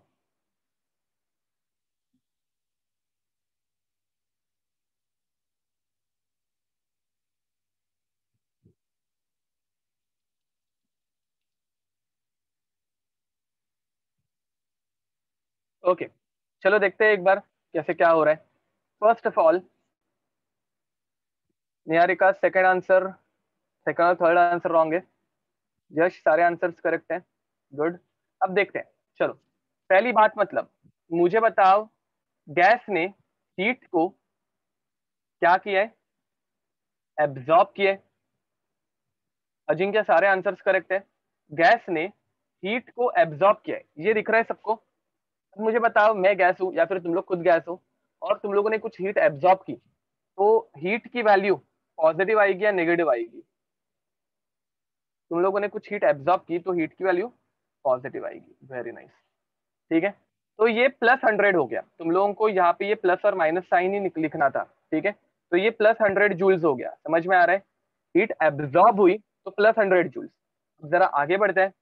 अब हीट एब्जॉर्ब करने के बाद during this process is it expanded, gas expand हो गई, मतलब गैस के ऊपर एक ढक्कन था और गैस ऐसे एक्सपांड होना स्टार्ट हो गई। मुझे बताओ ढक्कन उठाने के वक्त, ठीक है, यहाँ पे ये गैस एक्सपांड हो रही है तो ये ऐसा था। ठीक है, ये समझ लो यहाँ पे एक पिस्टन होगा एंड अब गैस क्या कर रही है, इस पिस्टन को पुश करते करते ऊपर की तरफ जा रही है। एंड इस पिस्टन को पुश करते वक्त गैस ने 50 जूल्स का वर्क डन किया। अब मुझे बताओ गैस अगर पिस्टन को पुश करेगी, ये तुम लोगों को इमेजिन करना है। ठीक है, अगर गैस पिस्टन को पुश करेगी तो उसकी एनर्जी बढ़ेगी या कम होगी, और साइन कौन सा यूज करेंगे। Very nice Pranav, Niharika, Ishita, okay सब जन करेक्ट हो। ठीक है, तो समझ में आ रहा है मैं क्या बोल रहा हूँ। ओके, तो वर्क डन क्या होगा, पॉजिटिव या नेगेटिव। तो वर्क डन यहाँ पे हो गया -50 जूल्स। ठीक है, मुझे बताओ गैस ने हीट करने के बाद, गैस को हीट करने के बाद उसने 100 जूल्स एब्जॉर्ब किए। उसमें से 50 जूल्स उसने पिस्टन को ऊपर पुश करने के लिए यूज की, तो उसके पास इंटरनल एनर्जी में कितनी एडिशन हुई? उसकी इंटरनल एनर्जी में कितनी एडिशन हुई? हम लोगों ने गैस को 100 जूल्स दिए, उसमें से 50 उसने यूज किया, तो change in internal energy plus या माइनस साइन के साथ भेजो मुझे, विथ साइन। Very nice. तो प्लस 50 जूल्स उसके इंटरनल एनर्जी में ऐड हुए। अरे गेटिंग इट और नॉट? किसी को भी अगर डाउट होगा तो प्लीज पूछो।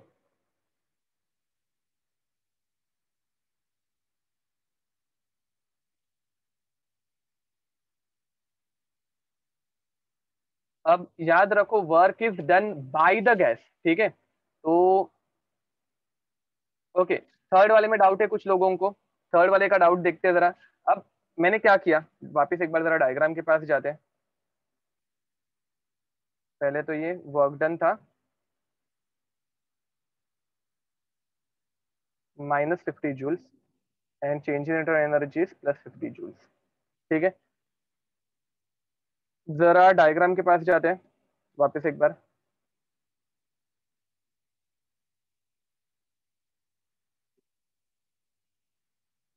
मेरे पास एक गैस है, ठीक है? इस गैस को मैंने हीट किया। क्या किया? इस गैस को मैंने हीट किया। आई गेस मुझे तुम लोगों को वर्क डन की जरा रिवीजन देनी चाहिए थी, हम लोग वर्क डन थोड़ा भूल गए। तो इस गैस को मैंने हीट किया। अब हीट करने के बाद इसने हीट एब्जॉर्ब की। इसने कितनी हीट एब्जॉर्ब की बताओ मुझे? तो इसने 100 जूल्स की हीट एब्जॉर्ब की। अब मेरे पास 100 जूल्स की एनर्जी आई, तो मैं कुछ काम करूंगा। मुझे बताओ, अभी मैं कंटिन्यूसली लेक्चर दे रहा हूँ या फिर कुछ भी हम लोग काम कर रहे हैं, तो वो किसकी वजह से कर रहे हैं? क्योंकि हम लोग खाना खाते हैं। तो जब हम लोग खाना खाते हैं तो हम लोगों ने कुछ एनर्जी एब्जॉर्ब की, उसके बाद हम लोग वो यूटिलाइज कर रहे हैं। तो उसमें जब हम लोग यूटिलाइजेशन करेंगे तो हम लोगों की एनर्जी धीरे धीरे क्या होते जाएगी? कम होते जाएगी। तो वैसे ही गैस को हीट करने की वजह से एनर्जी मिली। अब एनर्जी मिलने के बाद गैस ने अपनी एनर्जी पिस्टन को उठाने के लिए यूज की। समझ में आ रहा है? गैस को एनर्जी मिली, वो अपनी अपना काम करेगी, एनर्जी यूटिलाइज करेगी, एंड पिस्टन को उठाने के लिए उसने एनर्जी यूज की। कितनी एनर्जी यूज की? 50 जूल्स, ठीक है? तो वर्क डन हुआ। किसने किया वर्क डन? गैस ने किया। अब 100 जूल्स एब्जॉर्ब किए, उसमें से 50 जूल्स वर्क डन के लिए यूज किया, तो कितनी एनर्जी बची? कितनी एनर्जी बची? तो 100 था एब्जॉर्ब किया हुआ, इसमें से 50 यूज किया, तो अपने पास बचा 50 जूल। अरे समझ में आ रहा है?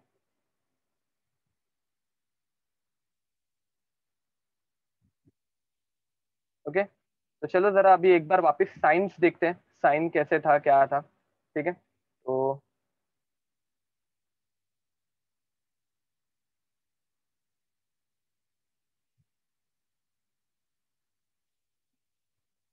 साइन कन्वेंशन देख लेते हैं एक बार वापस।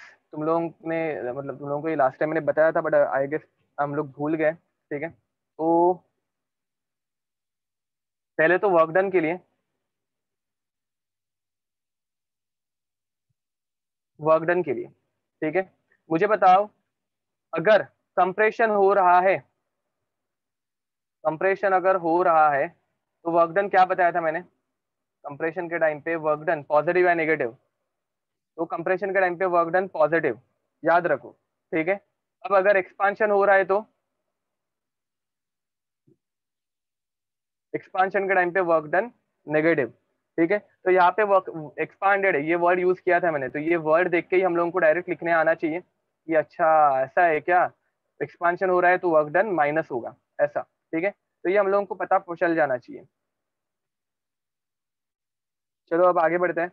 अब सेकंड इज हीट के लिए साइन कन्वेंशन, ठीक है? तो हीट के लिए साइन कैसे आएगा? अब हीट अगर एब्जॉर्ब हो रही है, अगर किसी चीज ने हीट एब्जॉर्ब की, तो हीट की वैल्यू पॉजिटिव या नेगेटिव? किसी चीज ने अगर हीट एब्जॉर्ब की तो हीट की वैल्यू पॉजिटिव या नेगेटिव? वेरी नाइस, हीट की वैल्यू पॉजिटिव आएगी, ठीक है? एंड उसी बदले अगर किसी चीज ने हीट रिलीज की, तो हीट की वैल्यू पॉजिटिव या नेगेटिव? तब हीट की वैल्यू हो जाएगी नेगेटिव, ठीक है? तो ये पॉइंट्स तुम लोगों को याद रखने हैं और कुछ नहीं। ठीक है, चलो आगे बढ़ते हैं।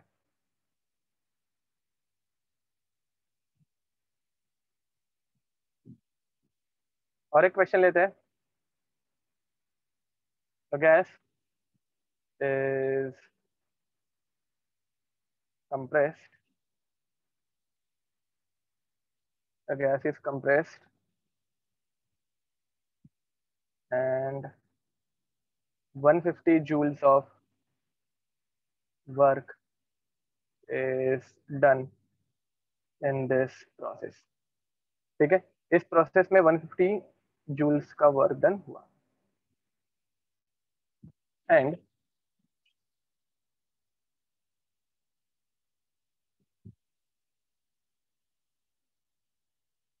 ड्यूरिंग दिस गैस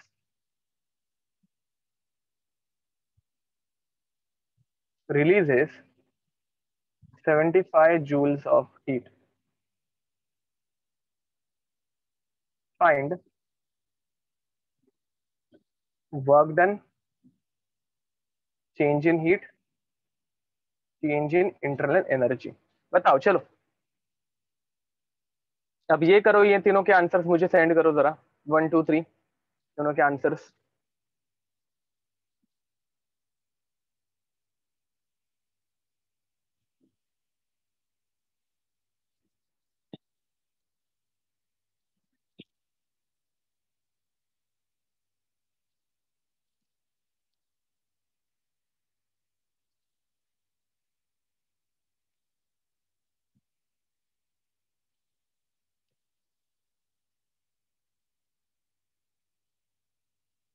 कोई सॉल्व कर रहा है?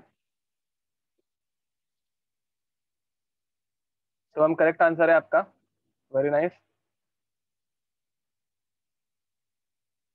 यहाँ करेक्ट आंसर है, सिर्फ सीक्वेंस उल्टा है आपका, तो ठीक है। तो तुझा करेक्ट आंसर है। अभी सबको समझ में आ रहा है? Yash, very nice, good, correct. Tanvi correct. तो देखो, यहाँ पे कंप्रेस्ड ये वर्ड है, कंप्रेशन में वर्क डन की वैल्यू पॉजिटिव या नेगेटिव, तो कंप्रेशन में वर्क डन की वैल्यू +150। ठीक है, +150 जूल्स का वर्क डन हुआ। अब मुझे बताओ, हीट रिलीज हो गई है, किधर गया?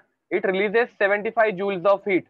तो उतनी हीट रिलीज की मतलब उसमें से उतनी हीट कम हो गई, कम हो गई तो -75 जूल्स। अब 150 जूल्स एब्जॉर्ब किए, उसमें से 75 रिलीज किया। तो मुझे बताओ डेल्टा यू की वैल्यू कितनी हुई? तो डेल्टा यू की वैल्यू 150 एब्जॉर्ब किया, उसमें से 75 रिलीज किया, तो +75 जूल्स बच गए। समझ में आ रहा है? ठीक है, तो यहाँ पे से अभी हम लोगों ने ऐसे टाइप के दो क्वेश्चन सॉल्व किए, और इन दो क्वेश्चन पे से हम लोग कंक्लूजन क्या निकाल सकते हैं? Formula for delta U is nothing but Q plus W. बराबर है क्या? देखो, हीट और वर्क डन की एडिशन अगर हम लोग करेंगे तो हम लोगों को मिलता है चेंज इन एनर्जी।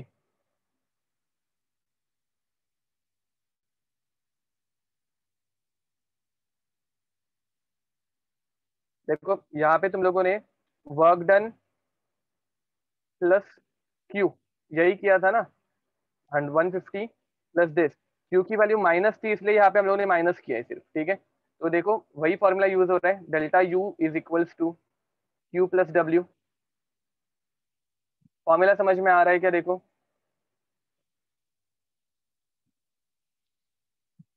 चलो तो नेक्स्ट हेडिंग ऐड करो, फर्स्ट लॉ ऑफ थर्मोडायनामिक्स। ठीक है, इसे हम लोग शॉर्ट फॉर्म में बोलेंगे first law of thermodynamics, plot, which is conservation of energy. Correct बोल रहे हो अजिंक्य? तो number 1, total internal energy of of an isolated system is constant. ठीक है, आइसोलेटेड मतलब क्या? तो जो थर्मस में रखा है, मतलब जहाँ पे एडियाबेटिक वॉल्स है, ठीक है, तो वो हमेशा कांस्टेंट रहेंगे। सो हम जीरोथ लॉ है, बट वो हम लोग एंट्रेंस में पढ़ते हैं, हम लोगों को बोर्ड्स के सिलेबस में नहीं है। एंड दूसरी,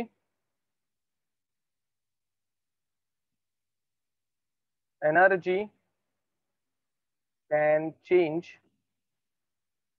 from one form to another, but it is neither created, neither created nor destroyed. ठीक है, करेक्ट बोल रहे हो यश? लिख दो, ये कंप्लीट करो।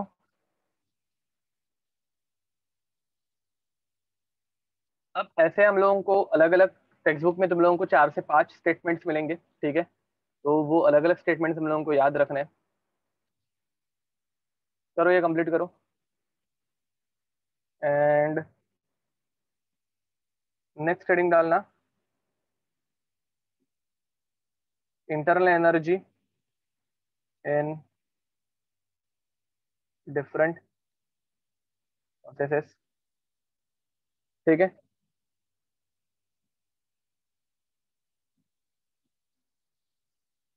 अब internal energy in different process, कौन सी हम लोगों को प्रोसेस पता है? नंबर वन हम लोगों को पता है आइसोथर्मल प्रोसेस, आइसोथर्मल प्रोसेस। ठीक है, आइसोथर्मल प्रोसेस में कंडीशन क्या थी मुझे बताओ? आइसोथर्मल प्रोसेस में कंडीशन क्या थी? Change in temperature is equal to zero. तो हम करेक्ट बोल रहे हो, टेम्परेचर कांस्टेंट है बराबर। अब कांस्टेंट टेम्परेचर है तो चेंज इन टेम्परेचर जीरो हो जाएगा, डेल्टा टी जीरो है। अब मुझे बताओ, टेम्परेचर ही अगर किसी चीज का चेंज नहीं हो रहा है तो उसकी एनर्जी चेंज होगी क्या? अगर किसी चीज का टेम्परेचर ही चेंज नहीं हो रहा है तो उसकी एनर्जी चेंज होगी क्या? नहीं होगी, तो delta U is equals to zero. ठीक है, तो ये लिख दो। By the way, these are called as mathematical expressions.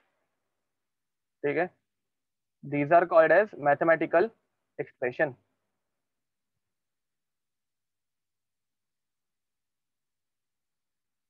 तो बोर्ड्स में ऐसे बहुत बार क्वेश्चन आए हैं, write down mathematical expression for internal energy in isothermal process. ठीक है, तो तभी तुम लोगों को ये लिखने आना चाहिए। अब दूसरी बात, इन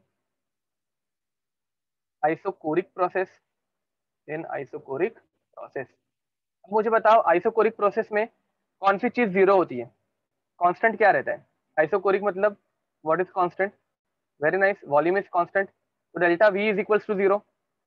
ठीक है, अब मुझे बताओ, अगर change in volume is zero तो हम लोगों के वर्क डन का फॉर्मूला क्या है?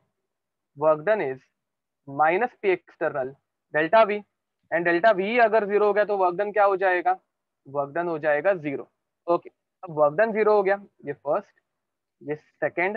अब थर्ड, मुझे बताओ थर्ड, इंटर एनर्जी हम लोगों को देखना है ना, तो इंटर एनर्जी का फॉर्मूला क्या है? Q plus W, Q plus W. अब डब्ल्यू की वैल्यू अगर जीरो है तो चेंज इन इंटरनल एनर्जी कितना हो जाएगा? वो क्यू हो जाएगा। गेटिंग इट और नॉट? ये समझ में आ रहा है? तो अब यहाँ पे हम लोग इसे लिखते हैं क्यूवी। क्या लिखेंगे? Qv. And qv is what? Change in internal energy at constant volume. ठीक है, qv is what, sorry internal energy बोल रहा हूँ, change in heat at constant volume. ठीक है, अब याद रखना, this thing is very important. ठीक है, this thing is very important. ये एंट्रेंस पॉइंट ऑफ व्यू जरा इंपॉर्टेंट चीज है। ठीक है, तो ये लिख दो जरा।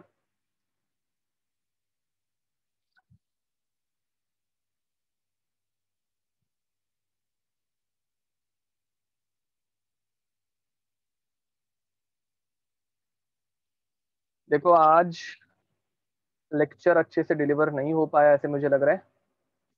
लोगों को ज़रा डिफिकल्टी आ रही है, और डिफिकल्टी आने का एक्चुअली कंसेप्ट बहुत ईजी है, बट स्टार्टिंग में हम लोगों ने जो लॉक किया ना, तो उसकी वजह से तुम लोगों का ज़रा इंटरेस्ट निकल गया ऐसे लग रहा है मुझे। तो नेक्स्ट टाइम मैं ऐसे कुछ करूंगा नहीं। मुझे आइडिया नहीं थी कि लॉग तुम लोगों को पढ़ाया ही नहीं गया, नहीं तो मैं वो नहीं लाता बीच में।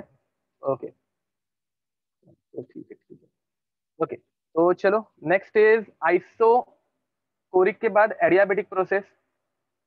एडियाबेटिक प्रोसेस, एडियाबेटिक प्रोसेस, ठीक है। अब यहाँ पे इंटरनल एनर्जी, एक मिनट,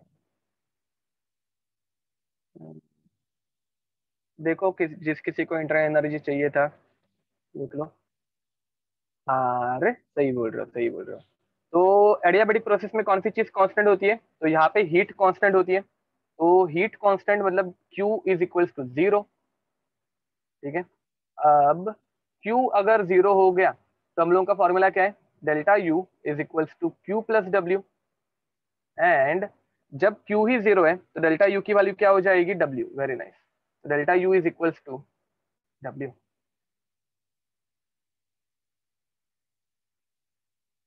ठीक है। Okay, by the way, iso फार्मूले में मैंने एक पॉइंट तुम लोगों को लिख के देना रह गया है। हम लोगों को डेल्टा यू का फॉर्मूला तो पता ही है ना, क्यू प्लस डब्ल्यू। अब डेल्टा यू की वैल्यू अगर 0 हो गई तो 0 is equals to Q plus W, जरा ये ऐड कर देना। तो Q is equals to minus W, और W is equals to minus Q. ये भी एक हो गया ना, ठीक है। याद रखो ये छोटे छोटे एक्सप्रेशन है ना, एंट्रेंस में तुम लोगों को बहुत यूज आते हैं, ठीक है। तो ये सारे एक्सप्रेशन तुम लोगों को एंट्रेंस में बहुत यूज आने वाले हैं।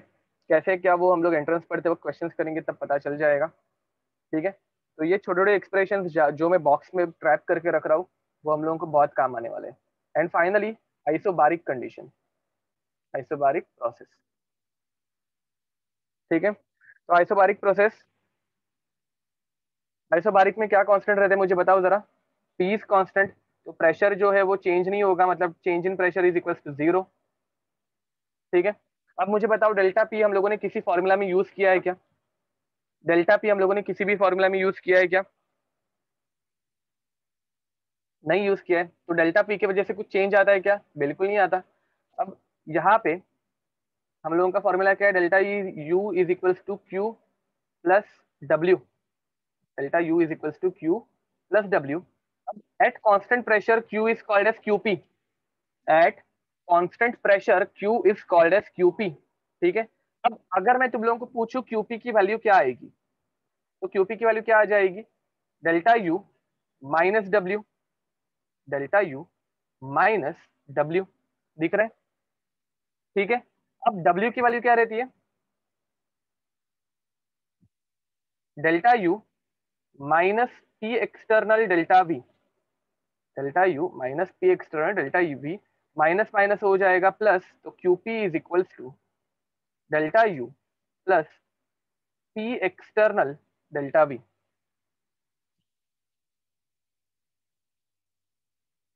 यस अक्षय, ऐसे बोल सकते हैं हम लोग।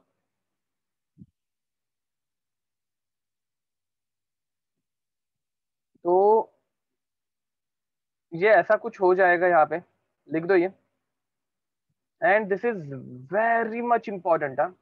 ये इसका मतलब आइसोबारिक प्रोसेस है ना, सारे प्रोसेस में आइसोबारिक ये सबसे इंपॉर्टेंट रहती है। कोई बताना चाहेगा कि आइसोबारिक ये सबसे इंपॉर्टेंट क्यों है? सारे प्रोसेसेस में आइसोबारिक प्रोसेस ये सबसे इंपॉर्टेंट रहती है, क्यों? स्टेडी कंडीशन नहीं, फॉर्मूला बेस्ड है नहीं, बिकॉज इट्स कॉम्प्लिकेटेड बिल्कुल नहीं। हम्म, हाँ, सो हम करेक्ट बोल रहे हो।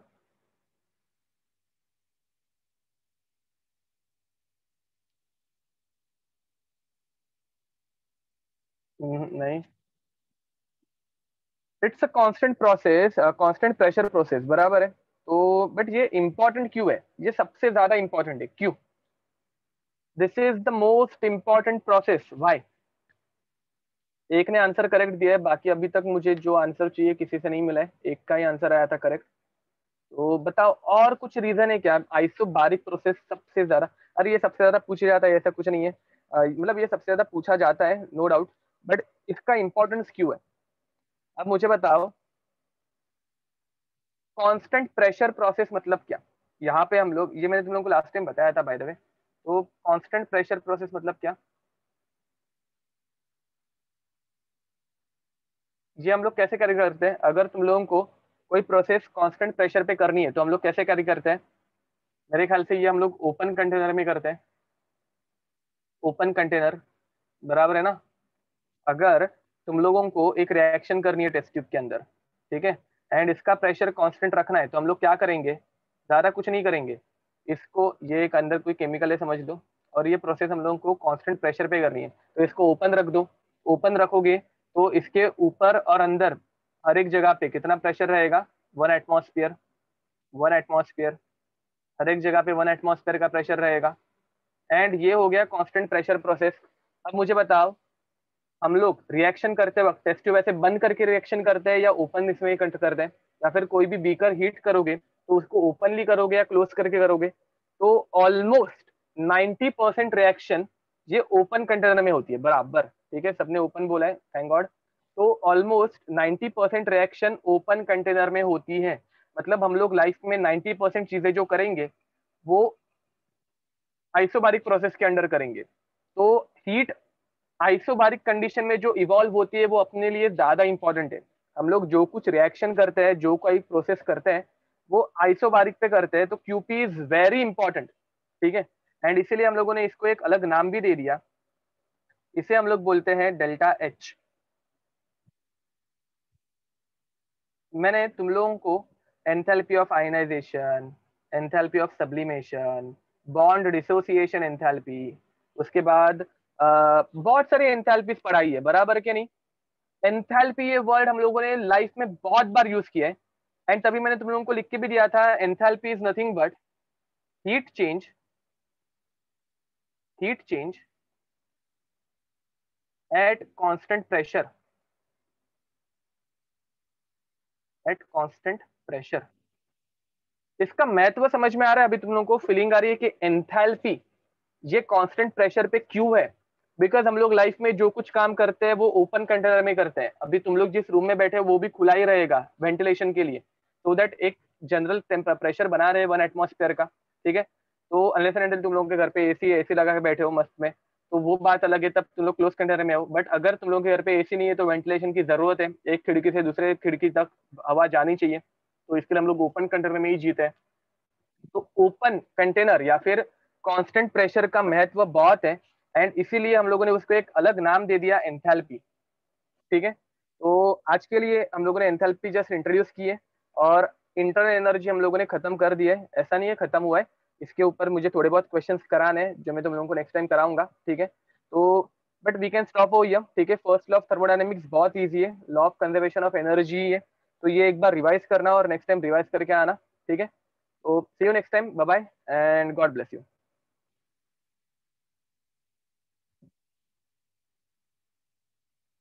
Bye bye everyone.